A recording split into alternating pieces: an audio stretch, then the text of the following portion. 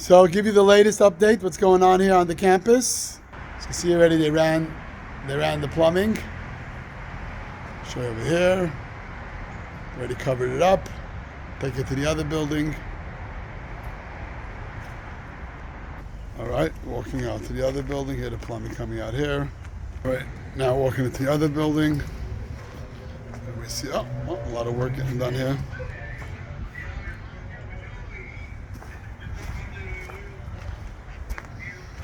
Now we're going to the kitchen. This is where we're going to have cooking circle, where we're going to bake the food and teach people how to cooking in the community. Oh, we got the plumbing for the kitchen over here. Let's check it out. Yeah. I got to share with you something very interesting that happened this week. I had an epiphany. You know the word epiphany? So I go over to the builder. I say, let me ask you a question. If now is the time for us to decide if we want to, let's say, make certain rooms bigger or smaller. So it's easy for us to decide about rooms, interior rooms, doors, walls. If we want to move it around, could we do it or not? He says, Rabbi, anything can be done, but remember, when you move a wall, even though to you it's just a wall, but then you'll have to move plumbing, electric, AC. You realize that everything is connected to one another. So true, you can move a wall, but you have to be willing to move everything else because they're all connected. And I thought about this point. Now we started to read the Torah from the beginning. And it talks about Genesis, it talks about creation. When you think about creation, one of the wonders of God is you realize the whole world is all connected. And if one thing happens in one part of the world, it affects all the other parts of the world too. There's so many details in a building, and let's say there's 100 details in a building, that one affects the other, they all affect each other.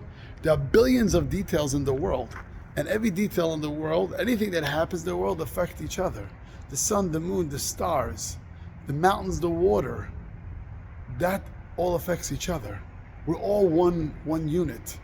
We learned 2 years ago something that happens, COVID in China, affects the other side of the world. So none of us and nothing in the world is isolated. So remember, what we do and how we live, it affects everyone around us. It's interesting, in creation it says that man was created last. And there's something different about man versus all the other creations. All the other creations, the animals and fish, right away God created many of them at the same time. But when it came to Adam, first God created Adam and then Eve came from Adam. The question is, why did God create man all alone? And the rabbis tell us because they wanted to teach us a very important lesson in life. That we have to look at ourselves, each one of us, you, me, we all have to look that the whole world is depending on us. What we do affects everything. Just like in this building. One pipe, one wall moving affects the whole building. The same exact thing. When God created man alone to teach us how we live our life, and what we do not only affects ourselves, not only affects our family, affects the community, and affects the whole world. So remember, this is a great responsibility, and this is also a great opportunity that each one of us could change the world alone. So the builder's right. You want to move one wall, you could. You realize that's going to impact everything.